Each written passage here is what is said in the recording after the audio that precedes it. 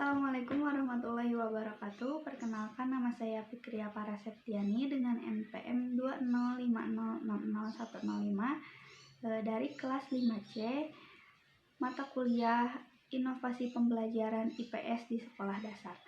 Di sini saya akan menampilkan video model pembelajaran inovasi kekinian di kelas 4 SD.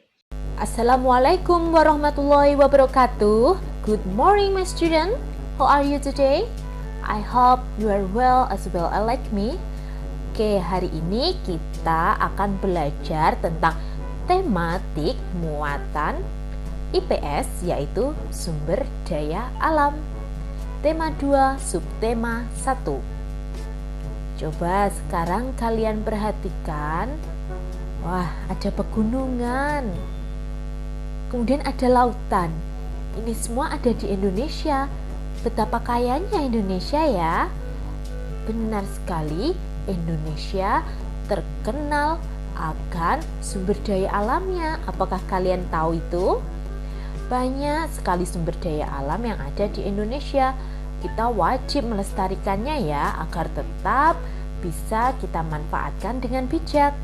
Sekarang, apa sih yang dimaksud dengan sumber daya alam? Sumber daya alam atau SDA adalah semua kekayaan alam yang dapat dimanfaatkan oleh manusia untuk memenuhi keperluan hidupnya. Berdasarkan sifatnya, sumber daya alam dibedakan menjadi dua, yaitu sumber daya alam dapat diperbaharui dan sumber daya alam tidak dapat diperbaharui. Yang pertama, sumber daya alam dapat diperbaharui, yaitu sumber daya yang akan ada terus-menerus dan cepat pulih kembali. Jika kalian menggunakan dalam jangka waktu yang lama, kita bisa memperolehnya kembali dalam kurun waktu yang tidak lama. Sumber daya alam yang dapat diperbaharui nanti dibedakan menjadi dua, yaitu hayati dan non-hayati. Hayati berasal dari makhluk hidup seperti tumbuhan dan hewan. Contoh sumber daya hayati tumbuhan atau biasa yang kita sebut dengan nabati, yaitu ada buah-buahan, ada jagung, ada sayur, dan sebagainya. Sedangkan sumber daya hayati hewan atau biasa kita sebut hewani, ada ikan, ayam, sapi, dan sebagainya. Sumber daya alam non-hayati berasal dari benda-benda mati. Contohnya adalah air, bebatuan, sinar matahari, dan sebagainya. Yang kedua adalah sumber daya alam tidak dapat diperbarui. Sumber daya ini akan habis dan proses pembentukannya memerlukan waktu yang sangat lama. Sumber daya alam tidak dapat diperbaharui dibedakan menjadi tiga. Ada energi, mineral logam, dan mineral non-logam. Contoh dari energi yaitu minyak bumi, gas alam, dan batu bara. Untuk mineral logam seperti biji besi, nikel, emas, tembaga, dan sebagainya. Sedangkan untuk mineral non-logam seperti pasir, batu kapur, belerang, dan sebagainya. Sekarang, apa saja manfaat dari sumber daya alam yang ada di darat dan di laut? Kamu tahu bahwa Indonesia ini kaya akan sumber daya alamnya. Apalagi 2/3 dari bagian Indonesia adalah perairan. Oleh sebab itu, Indonesia dijuluki sebagai negara maritim. Lalu apa saja manfaat yang bisa kita ambil dari sumber daya alam laut kita? Yang pertama, perikanan. Perikanan Indonesia memiliki potensi sumber daya yang sangat besar. Jenis ikan yang dikonsumsi di perairan Indonesia antara lain ada cakalang, layur, tuna, kerang, udang, cumi-cumi, dan sebagainya. Hasil perikanan Indonesia selain berasal dari laut, para penelayan Indonesia juga melakukan budidaya perikanannya. Selain itu, hasil perikanan di Indonesia juga bisa kita ekspor. Yang kedua ada industri garam. Garam merupakan salah satu bumbu masakan yang dibutuhkan masyarakat Indonesia.